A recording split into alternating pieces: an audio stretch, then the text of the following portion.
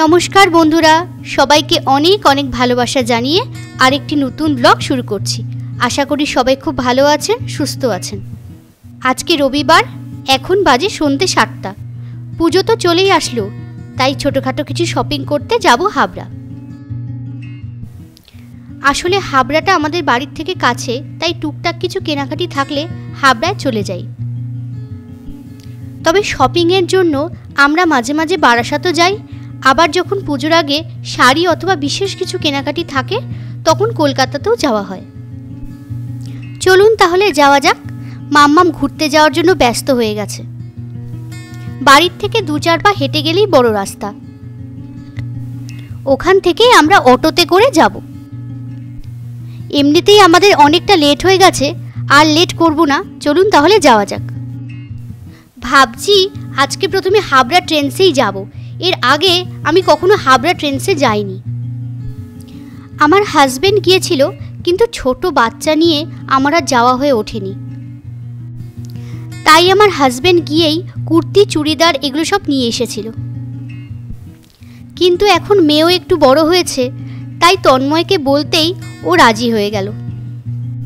আর আমার মাম্মামও ঘুরতে যেতে এত ভালোবাসে যে কি বলবো, তাই ভাবলাম ওকে সঙ্গে করে নিয়েই যাই। এই যে রাস্তাটা আপনারা দেখছেন, এটা আসলে হাবড়া বাজারে যাওয়ার রাস্তা। বাহ, এখানে আবার টাইটানের একটা শোরুমও হয়েছে, একদিন আসতে হবে। আমরা চলে এসেছি রিলায়েন্স ট্রেন্ডসে। এই হচ্ছে আমাদের হাবড়া ট্রেন্ডস। চলুন তাহলে ভিতরে যাওয়া যাক, দেখি কি কি নতুন কালেকশন এসেছে।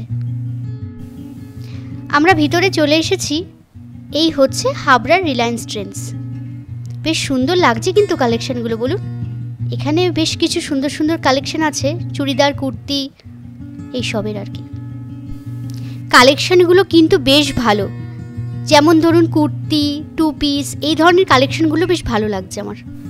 তবে আমি এখান থেকে কি কি জামা কাপড় কেনাকাটি করলাম সেটা আপনাদের সঙ্গে অন্য আরেকটা ভিডিওতে অবশ্যই শেয়ার করব।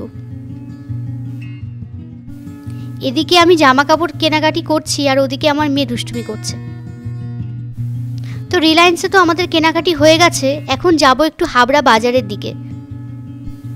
আমার শাড়ির কটা ব্লাউজ বানাতে দেওয়ার আছে, তো চলে এসেছি দেখুন ব্লাউজের দোকানে। বেশ সুন্দর সুন্দর কালেকশন আছে এখানে ব্লাউজের, সেগুলোই একটু দেখছি যে কি সুন্দর লাগছে ব্লাউজগুলো। কিন্তু আজ আর ব্লাউজ কিনবো না, আজ শাড়ির ব্লাউজগুলো বানাতে দেব। তো চলুন তাহলে, যে কারণে এসেছি সেই আসল কাজটা আগে সেরে নেওয়া যাক।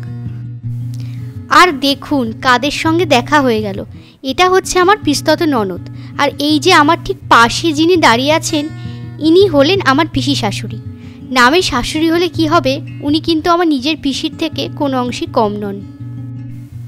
হঠাৎ করে রাস্তায় নিজের পরিবারের মানুষগুলোর সঙ্গে দেখা হয়ে গেলে কি অদ্ভুত রকম ভালো লাগে, তাই না বলুন। আমাদের কেনাকাটি আর শাড়ির ব্লাউজ বানাতে দেওয়াও হয়ে গেছে। এবার চলুন তাহলে বাড়ি ফেরা যাক। চলে এসেছি আমরা অশোকনগর। অটোতে ওঠার পর থেকেই মাম্মাম তার বাবার কাছে খুব বায়না ধরেছিল আইসক্রিম খাবে। আমরা চলে এসেছি আইসক্রিম কিনতে। দেখুন এই দোকানটায় কিন্তু বেশ অনেক রকমেরই আইসক্রিম রাখে।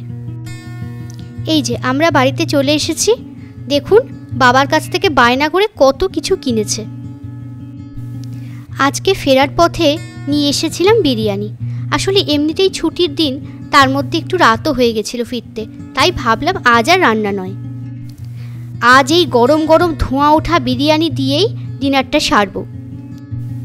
কে কে আমার মতন এইরকম বিরিয়ানি খেতে ভালোবাসেন আমাকে কমেন্ট করে অবশ্যই জানাবেন কিন্তু।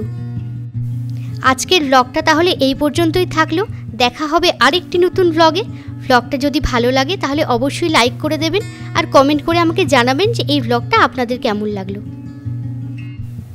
আর যদি আমার এই ব্লগগুলো আপনাদের ভালো লাগে তাহলে আমার চ্যানেলটাকে সাবস্ক্রাইব করার অনুরোধ রইল।